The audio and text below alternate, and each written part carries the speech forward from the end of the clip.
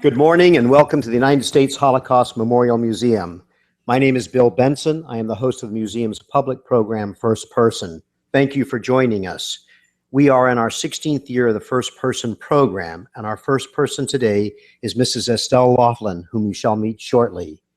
This 2015 season of First Person is made possible by the generosity of the Lewis Franklin Smith Foundation with additional funding from the Arlene and Daniel Fisher Foundation and the Helena Rubinstein Foundation.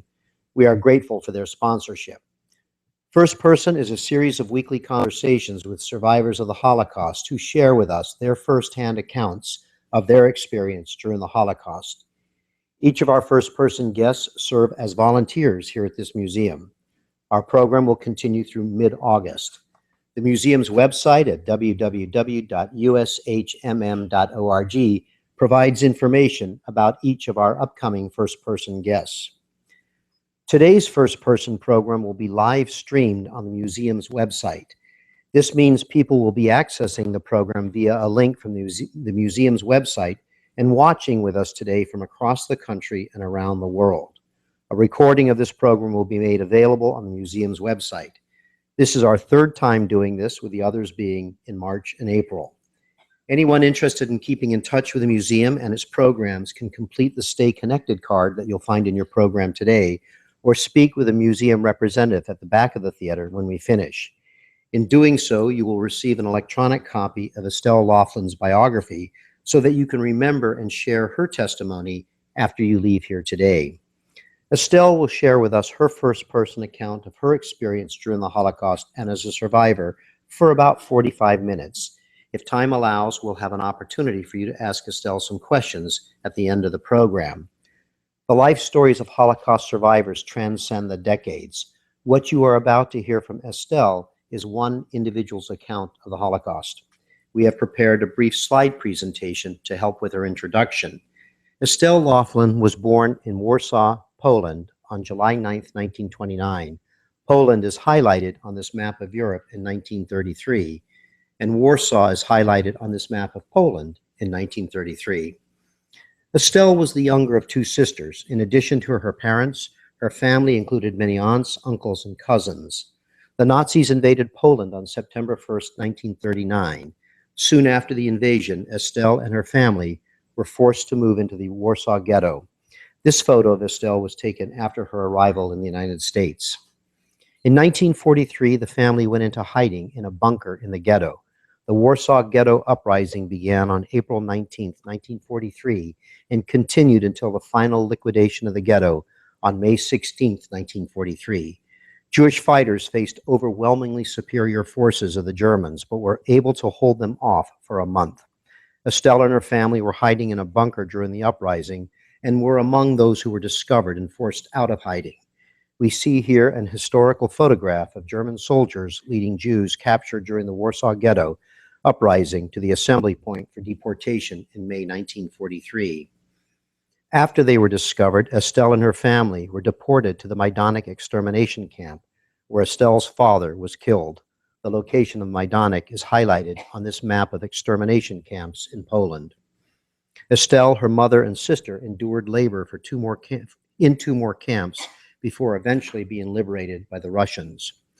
Estelle, her mother, and sister emigrated to the United States in 1947 on the Marine Flasher. We close with Estelle's immigration certificate, which was issued in July 1947. When Estelle, her sister, and mother arrived in New York in 1947, they had $30 between them. Estelle and her sister went to work in the garment. She met her husband, who was a survivor from Berlin, in New York. After marrying, they moved to Cleveland, where her husband was a labor organizer. After the birth of her first son, Estelle began attending college in Cleveland and finished after they moved to the Washington, D.C. area in 1961, when her husband joined the Kennedy administration. They have three sons. Estelle became a teacher in Montgomery County, Maryland, earned a master's degree, and became a reading specialist. She retired in 1992. Estelle's three sons are very accomplished. One is a professor of geology, another is a psychologist, and the third retired from a senior corporate position and now has a consulting firm. Between them, they have given Estelle 7 grandchildren, one for each day of the week, Estelle notes. Estelle's husband died in 2008. She moved 4 years ago from the Washington, D.C. area to Chicago to be close to family. Estelle volunteers in the museum's Speakers Bureau. Until her 2011 move to Chicago, she was also a member of the Survivors Writing Group and a contributor to the museum's publication, Echoes of Memory. She has recently written a book about her and her family's experience during the Holocaust entitled Transcending Darkness, A Girl's Journey Out of the Holocaust. It was published by Texas Tech University Press in November 2012 and was a finalist for the 2012 Review of Books Book of the Year Award. She is now writing a work of fiction for young adults about the Warsaw Ghetto with a working title of Hannah, I Forgot to Tell You, and has completed the manuscript. Following our program today, Estelle will sign copies of Transcending Darkness. And with that, I'd like to ask you to join me in welcoming our first person, Mrs. Estelle Laughlin.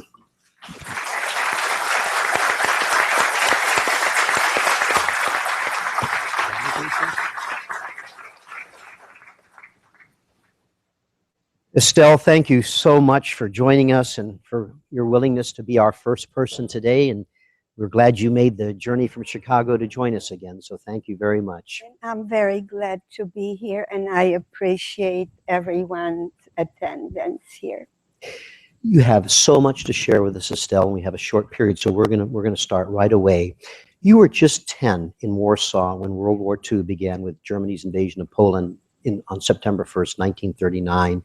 Before we turn to all that would happen to you and your family during the war and the Holocaust, let's start first with you telling us a little bit about your family, yourself, and your community in those years before the war began.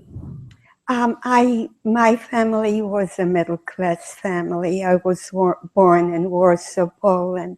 Warsaw shines in my selective memory and golden radiance of lilac trees against open blue skies, rich sounds of good neighbors, kindness and faith and love.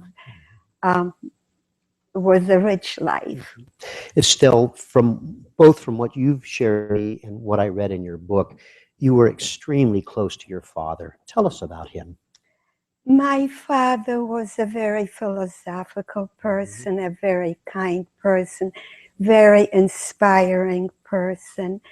And he left an imprint on me that there is a fine line between the best in us and the worst in us, and neither side purges the other. He left in me a faith and goodness, and the feeling that we are all part of one another, and to survive whole is to love humanity and be compassionate. And your mother, who had fled violence and anti-Semitism in her native Russia, tell us a little bit about your mom. Well, she taught me feistiness. My mother, my mother, Jewish people were persecuted throughout centuries. My mother was chased out because she was of a different religion, was chased out of Russia when she was young. And I think that she taught me what she learned about survival by being persecuted, as much as she taught me what she learned about the beauty of golden fields of rye.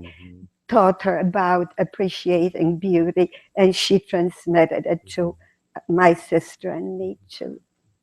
Still, Germany invaded Poland September 1st, 1939, Right. And they attacked Warsaw that very day.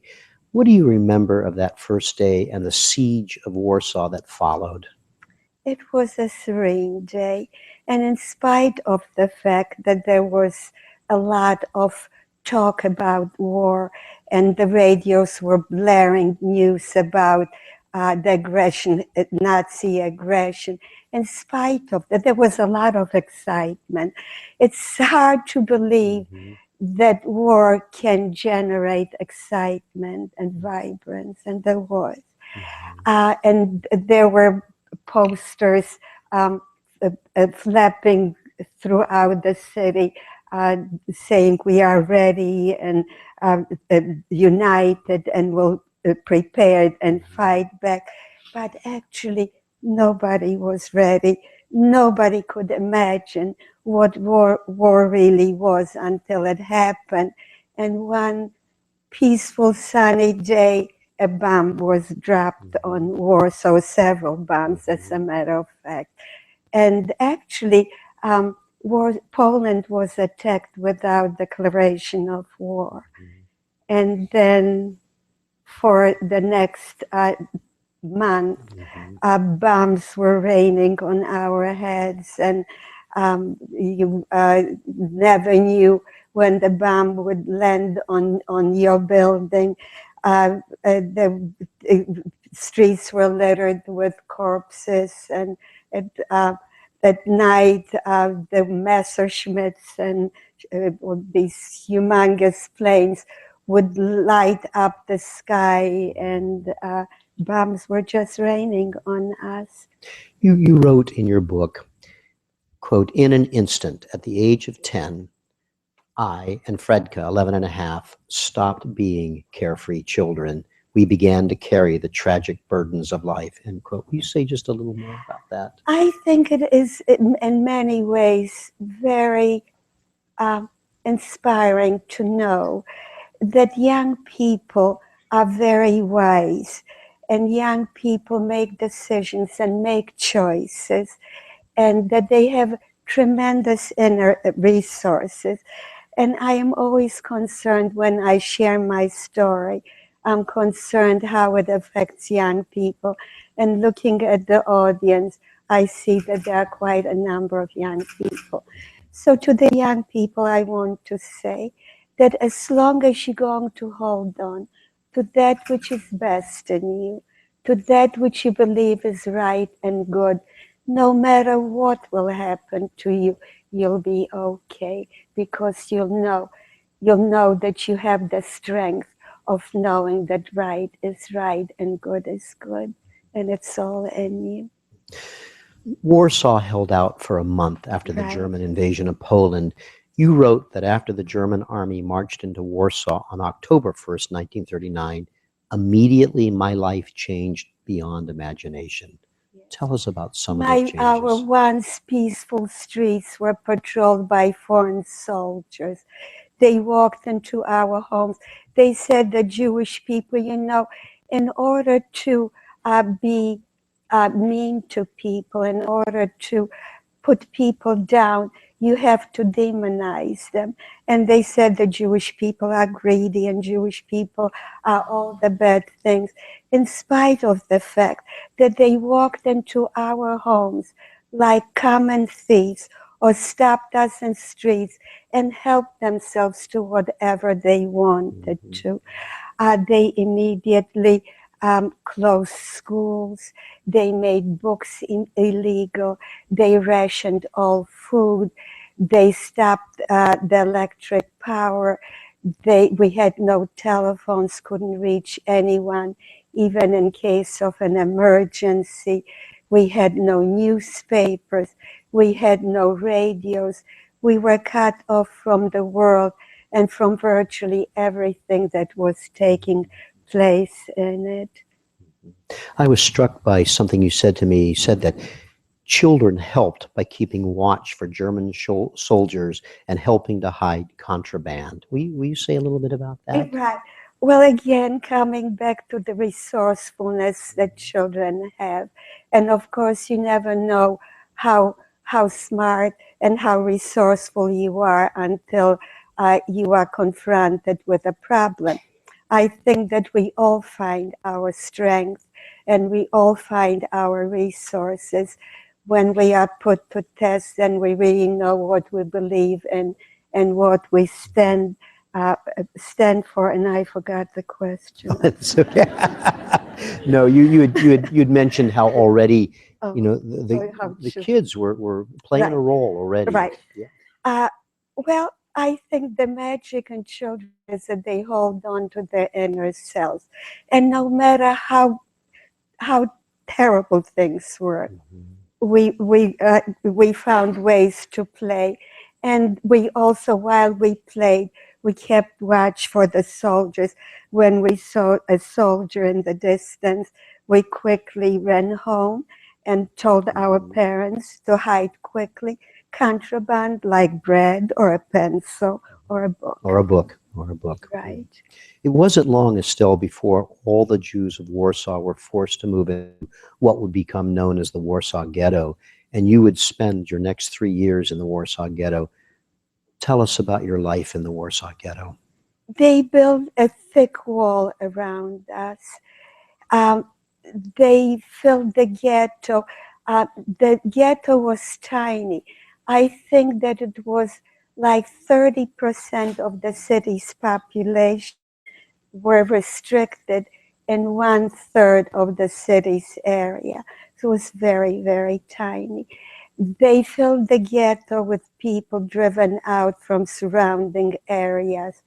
Most people came without shoes, on foot, without a penny in their pockets. There was not enough housing. There was not enough food. There was not enough clothing. People were dying in streets. People were covering the bodies of dead children with posters saying, "Children are the holiest thing." Indeed, they are. Our children must live. And yet, in this inferno, immediately the Jewish people organized themselves in self-aid centers. I am usually very mindful of stressing the fact that there was tremendous resistance. Sometimes people ask me, why didn't you fight back? It's a very painful question to hear, very sad one, because, and I understand that it's meant well, but we did fight back.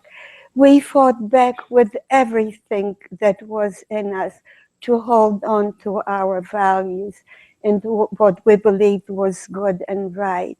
We could not there was no armed resistance for two reasons. One reason was that there was no way of obtaining arms. Another one was that if you as much as whispered a word of protest, not only were you killed, but your neighbors, the whole street, they would pull out. That was a form of enforcing discipline, and fear would be killed. So the logical thing would be to just learn to have patience and hope that the war would be over. But how did we fight back? To own a book was an act of defiance. All over the ghetto, that was capital punishment. All over the ghetto, there were hidden libraries. My father had a stash of his favorite books by Yiddish writers, by Sholem Aleichem, Sholem Asch, and Peretz. Nights, windows covered with black covers to keep our existence secret. My father would pull out books and read to us. His voice would flow, swaddling us, bringing to world, remote worlds. Our room was like a capsule of paradise, separating us from the curfew quiet outside our windows. Still, you were, of course, under so many extraordinary, brutal restrictions, yet you've told me that you still found ways to celebrate holidays, and there was clandestine art and theater taking place in the Right, Warsaw Ghetto, which incidentally were 400,000 Jews in that enclosed space. right. Um, um, there, there were to, there were hidden all over the ghetto. There were um, brave teachers who risked their lives to teach children in tiny little rooms to hold on to their faith and love and faith in humanity. There were theaters. imagine theaters when there was no bread. There was a very remarkable historian and author in the Ghetto, Chaim Kaplan, and he said that it is strange that when we don't seem to need it at all, we need poetry more than we need bread, and it is true. That the soul needs to be fed too. The soul needs to be nourished too. And you mentioned the holidays. Guns hovering over our heads did not stop us to celebrate holidays. On Passover, we made sure that there was matzah in every house. And of course, that was only possible at the beginning, but not later.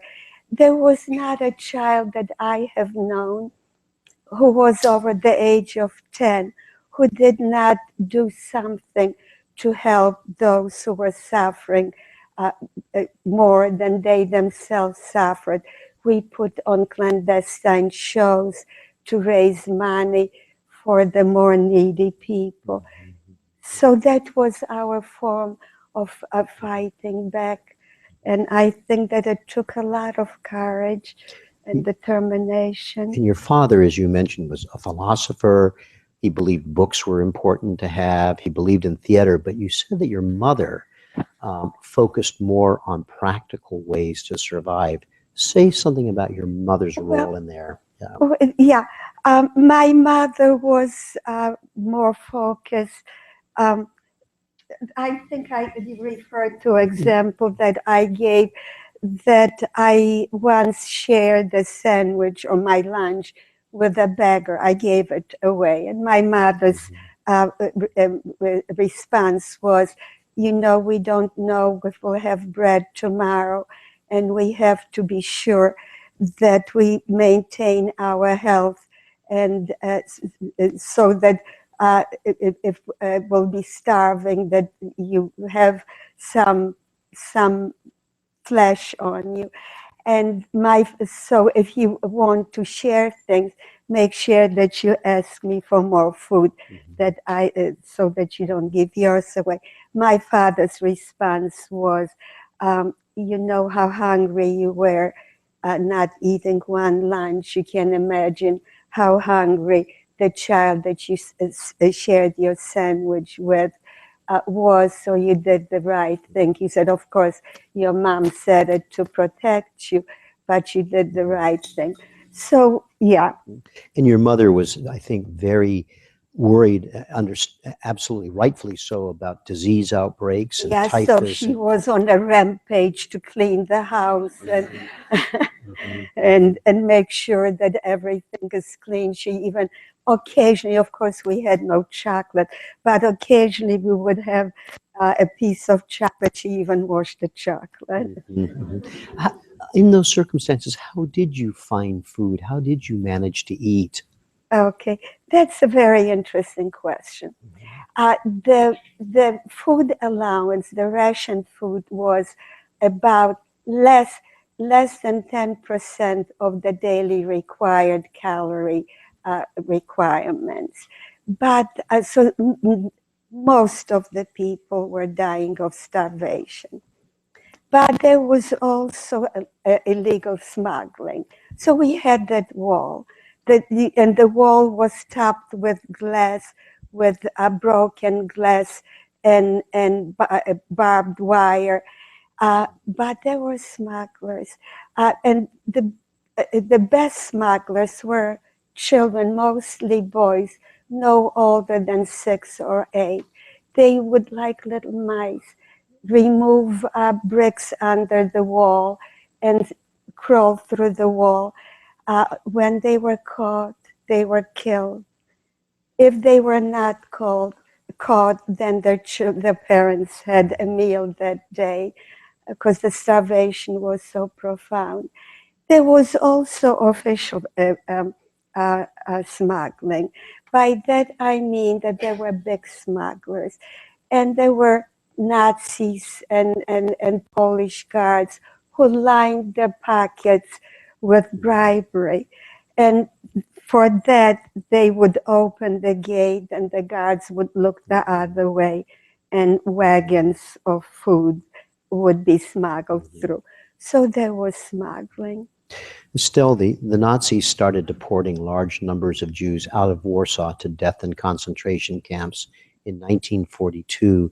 For a substantial period, your family was able to avoid being deported. How did your parents manage to protect all of you from being taken and sent to camps in those years, 1942 until 1943? The deportation began in July 1942, the month of my 13th birthday. It was carried out with 20th century know-how and Stone Age values. At first, we had no idea that deportations meant death. Jewish people who were deported. Some of them were forced to write letters saying that they were in camps where they were fed and clad and sheltered. So you can imagine that many people who were living in streets, who were homeless, who were famished, went voluntarily and unknowingly to death. But many people hid. And where does one hide in an apartment building? Usually no different than children play hide and go seek. We hid behind couches, between mattresses and box springs, in cupboards, in drawers, any little corner that you could find. My family obscured one room by putting a wardrobe in front of the door, and this is how we hid. It was random luck. From July 1942 to September 1942, a mere 2.5 months, 99% of the children were deported and killed. Can you imagine a world without the sound of children, without the presence of a grandmother or a grandfather, because old people and children were the first to be killed? And at first we had no idea. But what the people who were torn away from us, we never heard from them. But some people managed to come back, just a few. And they did it during the night and found their way. They hid under corpses, under ashes, and they found their way back to Warsaw, to the ghetto. And they told us about the horrific train rides to a place called Treblinka, where our people were guests. Children were guests. It's hard to imagine how human beings who have mothers and sisters, who love their children, could do such things. I think this is the reason why I'm sharing my story. And I believe that this is the reason why you are here, to be reminded the cruelty we are capable of. And perhaps that will remind us of the importance of love and compassion. In essence, the Nazis decreed that children under the age of 14 were useless to them, so Right. had to go. Right. You were 13. How did you manage to not go? Well, most of it was random luck. Random luck. You know, if they come in and scoop up people, I think towards the end, they picked up enormous numbers of people.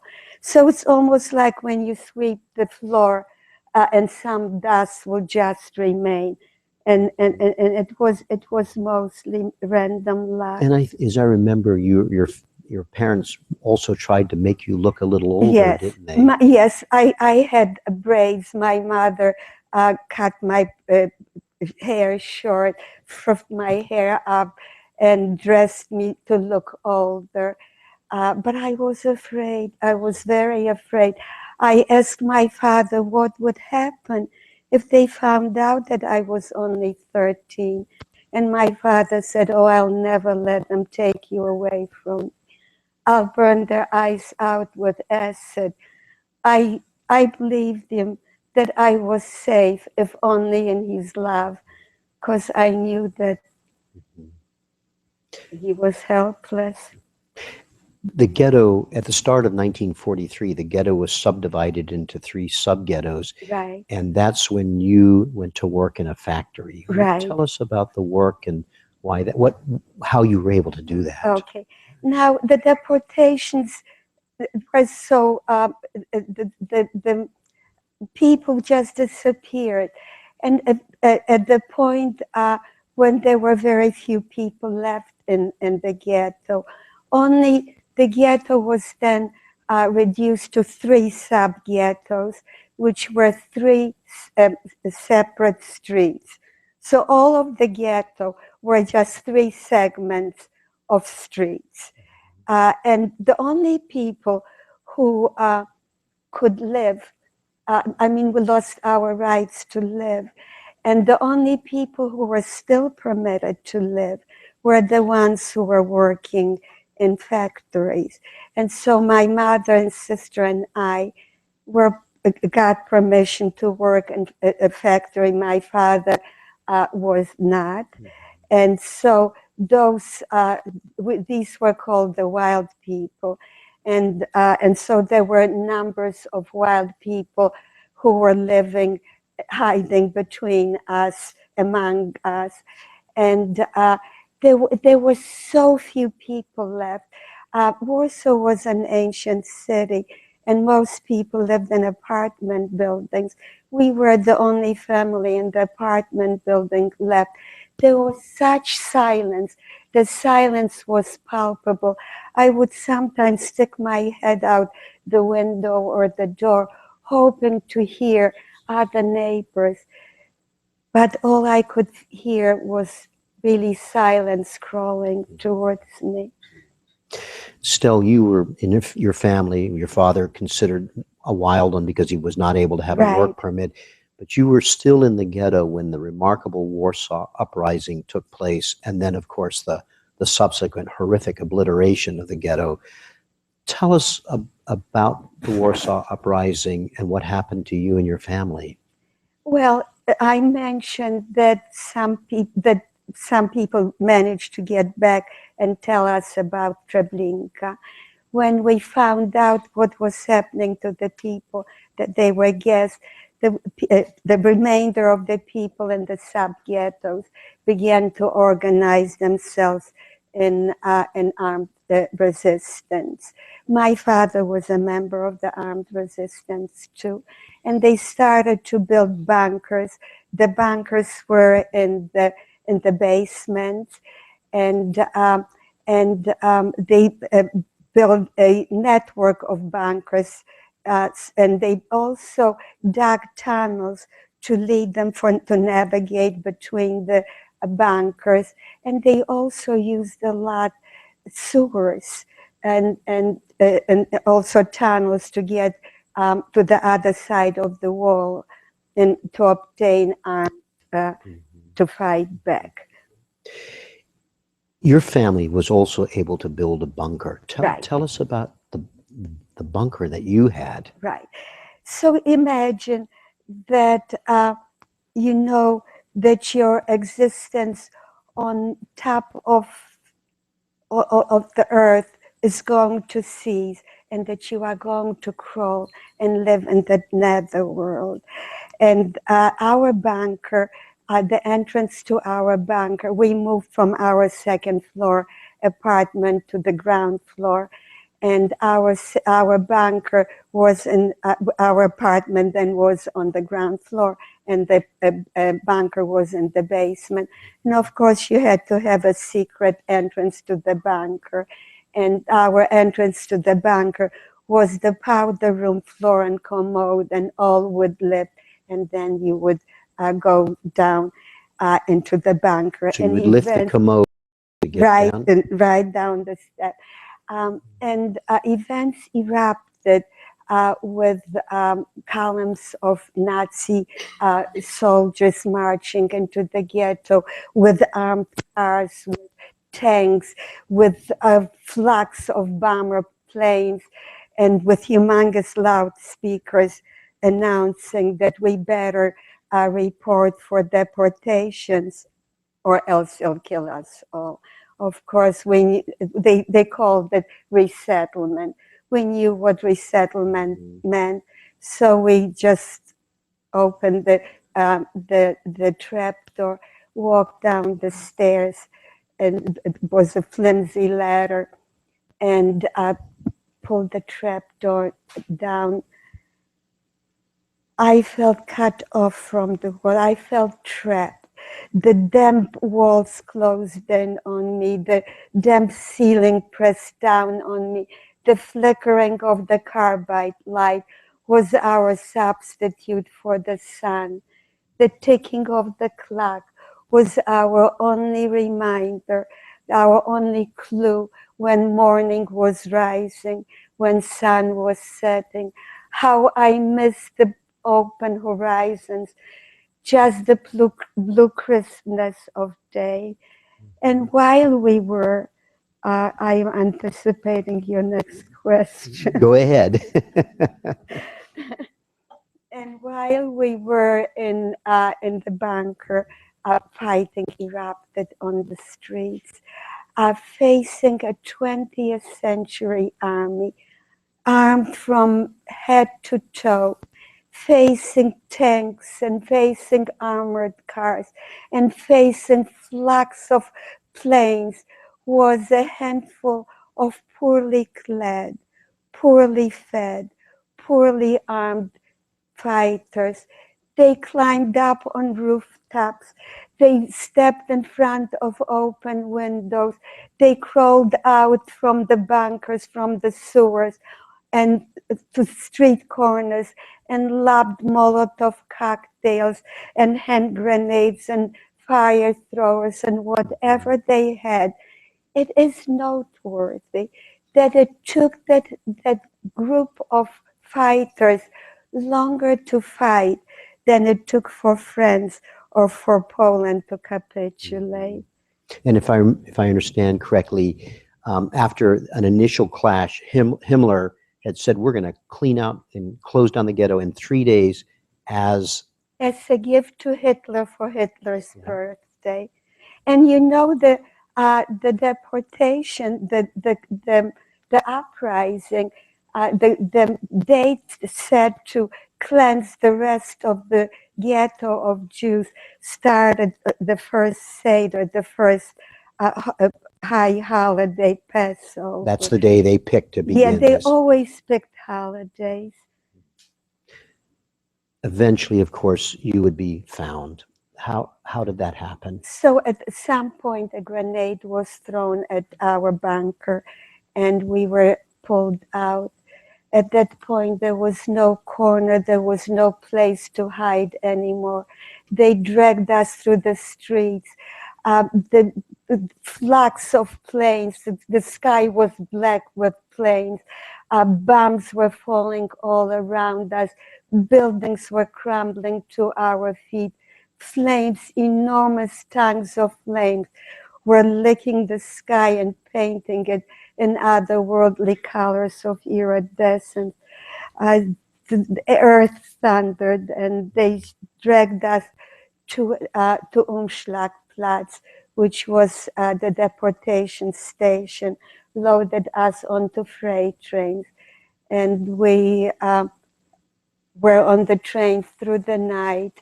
And just for the sport of it, soldiers were shooting at the trains, and the people in congealed blood all around us.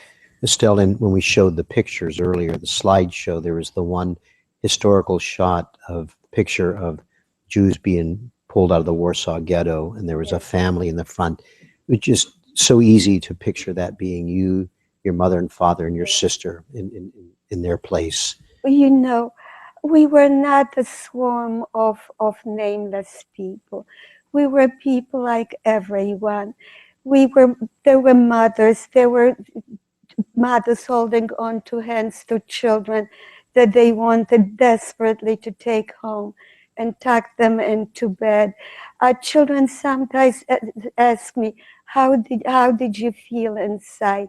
Inside me, I felt no difference in my grandchildren than all children feel like.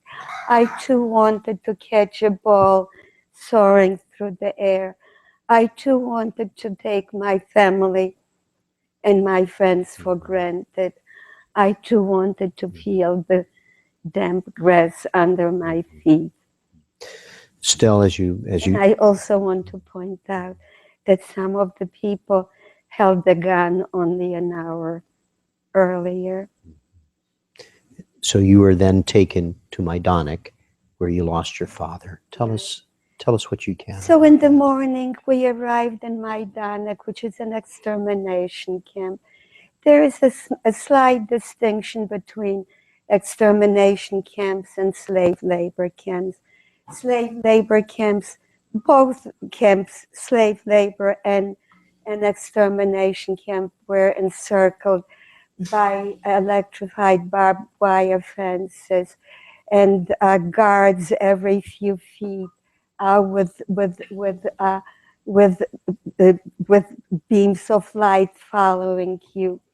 And the guest in Maidanek, there was a crematorium and chimneys, and all within sight. And also, if that was not enough, in the assembly field, they had a gallows and gibbet to scare us even more into obedience.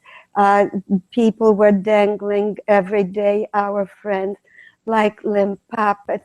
And we survived it all with holding on to our humanity and to compassion and joy for life. My father was separated from us. When we arrived, men, women, and children were separated. My father sat with the men, and with a group of men, my sister, my mother, and I sat across the field from him. He was very sick at that point. He had fever. He sat in the front row, so that my sister and mother and I did. I looked at my father. He looked so ill. I was so used to look into his eyes for comfort, for reassurance, for trust. And he looked so pitiful. When the guards weren't looking, I ran across the field and kneeled in front of him, and I said, "Daddy, you need not worry about me. They won't get me." I turned the lapel of my coat.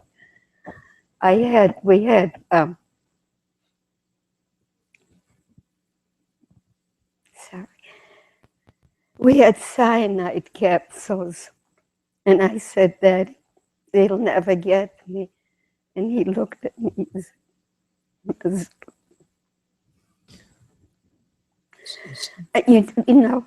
I'm sorry. No. Take your time, please. I always felt guilty about it because I wanted to reassure him. But he gave me strength to live. Tell us about, if you don't mind, losing the photograph of your father, that you had a photograph of your father after you. The only treasure, the only thing that we had left in Maidanek was that was before we had to shed our clothes, and before we went through the selection in which a soldier dressed neatly with white gloves would sort people who would act in like a pseudo god, like a demigod, saying this one will live and this one will die. and this was what selection was like. I had the photograph when we were actually walking towards the showers. Now, we knew about the showers. We knew that the showers were really gas. And when we walked into the showers, the water had a lot of disinfectant in it. So we had no idea whether it was gas or water. It happened to be water. We didn't shout. We didn't scream. Not because we were not indignant. We were very indignant. I could have scratched their eyes out. But I did not cry because I wanted to spare my parents my tears. And also I didn't want, I was too proud to show my tears to, I knew there wasn't a thing that I could do. So I had this little photograph prior as we were going to the showers. And a soldier stopped me and he said, "Tell me, what are you hiding?" I said, "I'm not hiding anything." And I hid the photograph in the lining of my shoe. And I thought, well, if I lie to him and I say I have nothing, I was afraid to lie. So I pulled out the photograph and I said, "It's the only thing I have. May I have it?" And he snatched it from me. I know this is really hard to do in the time we have, Estelle, but things were horrible for you at Maidanek, but from there you would also then be sent to several labor camps. Yes. And your mother just played such an incredible role in with you and your sister now, keeping you together and protecting you. Tell us a little bit about what you can and the events that led up to your liberation. Well, in Maidanek, we did slave labor, just digging turf from one place to another. The purpose of Maidanek was an extermination camp, an extermination factory. So the purpose, the existence of it was to kill people. There was no work, and so we just did useless work, and which was very, very hard. My sister in Maidanek was beaten very, very badly, and in my book I describe the circumstances. You know, it's really interesting. Another thing that I want to mention is the poetry writing, in case I forget. So my sister was beaten very badly, and she couldn't go to work the following day, and so we hid her under the bunks. The soldiers came in and found whomever they found in the camp. They put on the list. The assumption was that if you are on the list, you are going to the gas chamber. So we had a pact that if one of us goes to the gas chamber, all three of us will go. And so my mother and I traded places with two other people. And the following day, when my sister's name was called and the two other names, my mother and I reported.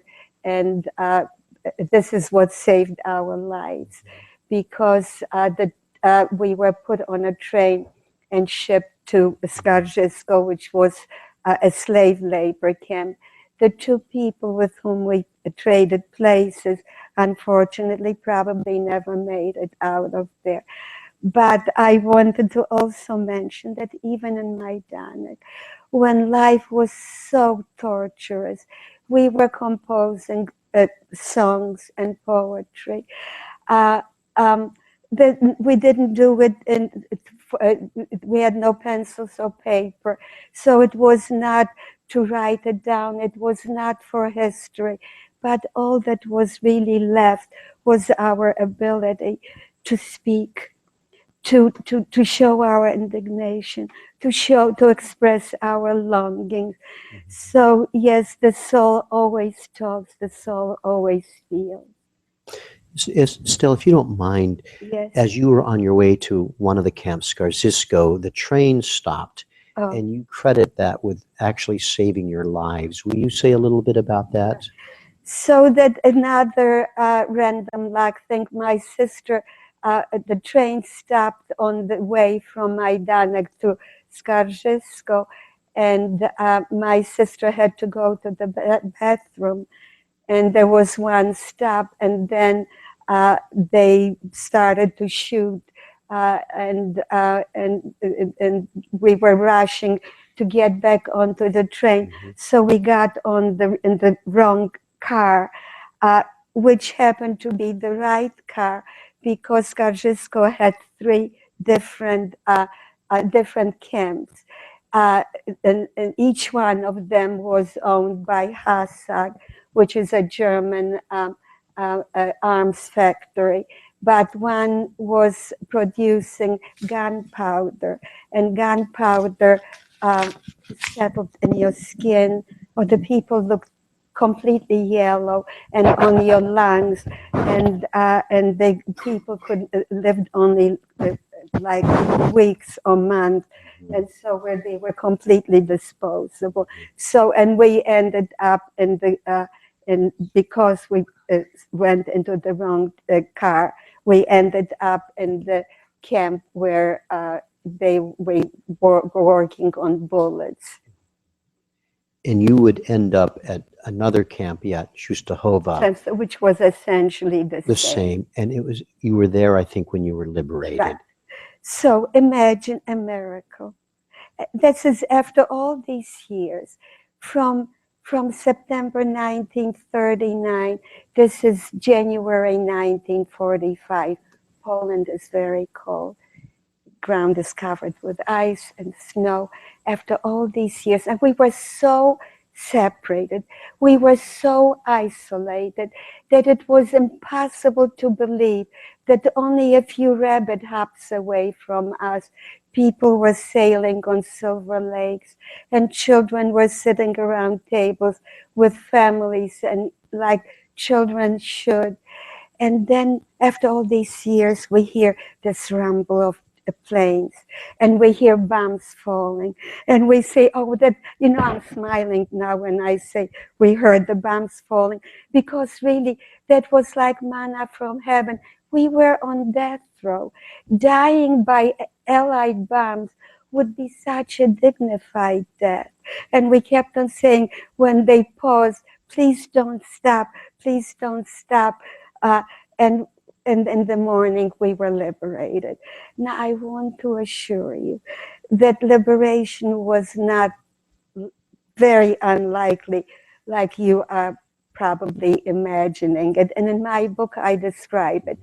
A large portion of my book is about liberation, because very little was written about it. Now, I told you it was in January. All we wear is wooden clogs, loose caftans, no underwear, no stockings, no scarves. It's amazing how much cold and hunger we can endure and still remain human. And in the morning, the gate is open, and we shuffle out, and it's icy, and it's cold, and we walk through the camp was surrounded outside the fence by a no man's land, and we shuffle through. There's not even an inkling of light, and we come out, and we hear soldiers, and it happens, we didn't know whether they were German soldiers. I don't know why we would suspect, but we were always afraid of the wars. And we wanted to run because we knew that this was the front line. What if the Nazis come back? Hardly move. And we see the Russian soldiers, and we run up to them, and we say, oh, teary-eyed, do you know how long we've been waiting for you? It was like Messiah was there. Do you know how long we've been waiting for you? And they said, we have a war to fight. This was January. The war wasn't over till May, I believe. And they did have a war to fight. And they said, they looked at their watches and they gave us a slab of bread. And they said, you better find shelter because there's curfew. At that point, I don't know if we were more afraid of dying of cold and starvation than being arrested for breaking the curfew. So we shuffled out and we looked so dreadful, covered with lice and mange. And the people were really turning away from us. There were no displaced persons camps.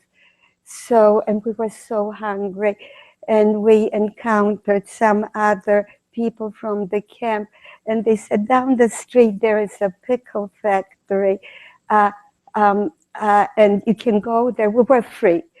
And so we climbed through a broken window, and our first meal was a dill pickle. And we were very grateful for it. Estelle, we're at almost at the close of the program, so I think we have just a couple of minutes for some questions. Should we do that? Sure. And I'm going to start first, though. Before we do that, Jude, no, okay. We'll look for anybody who has a question from the audience. We have a question right here. We're going to bring you a microphone so that everybody in the room can hear it. So once you have the microphone, make your question as short as you can, if you don't mind, and that way we'll have time for Estelle to give you an answer. Hi, thank you for sharing your story with us.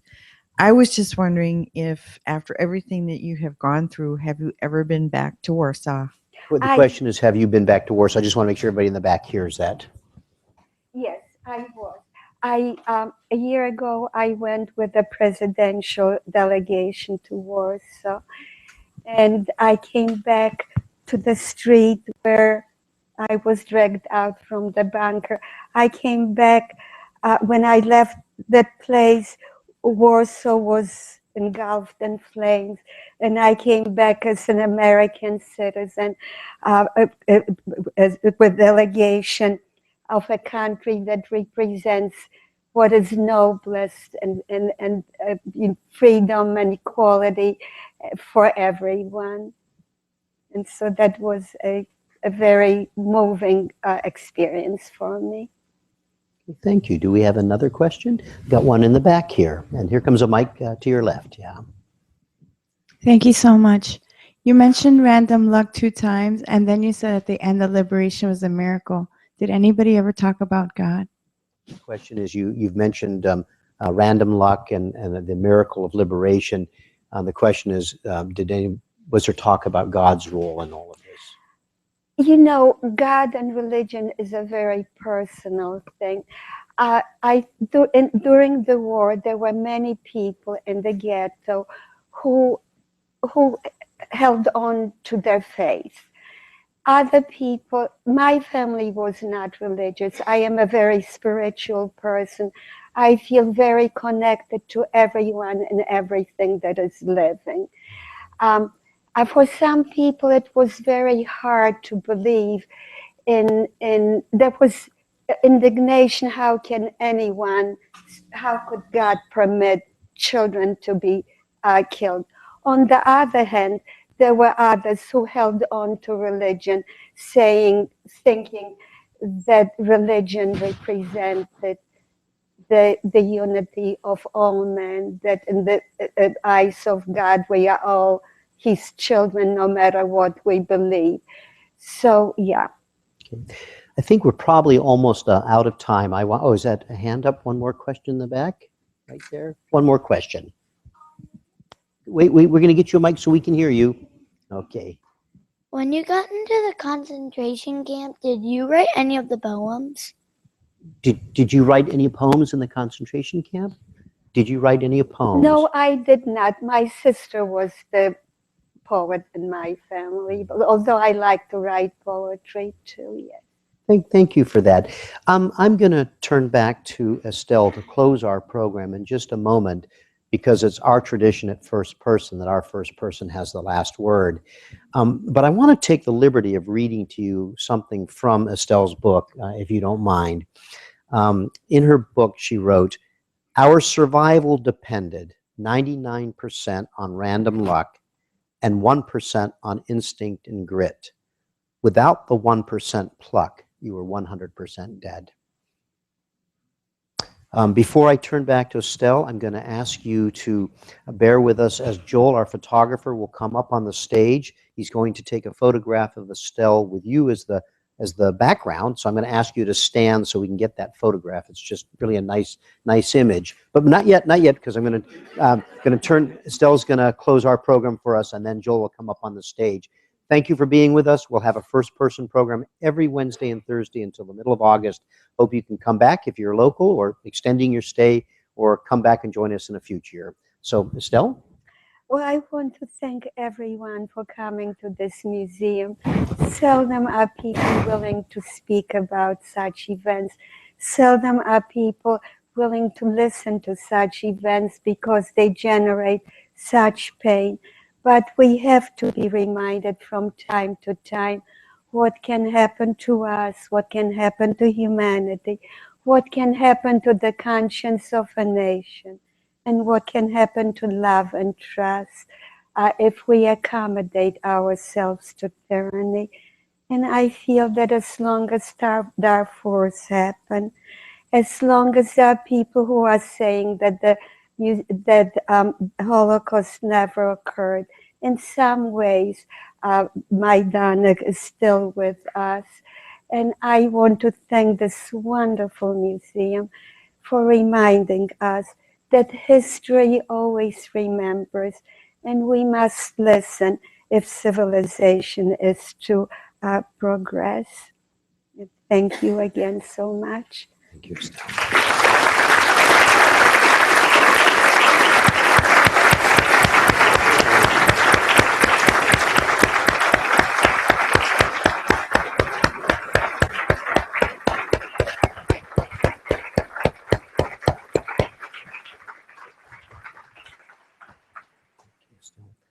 Have you stand up for the photograph?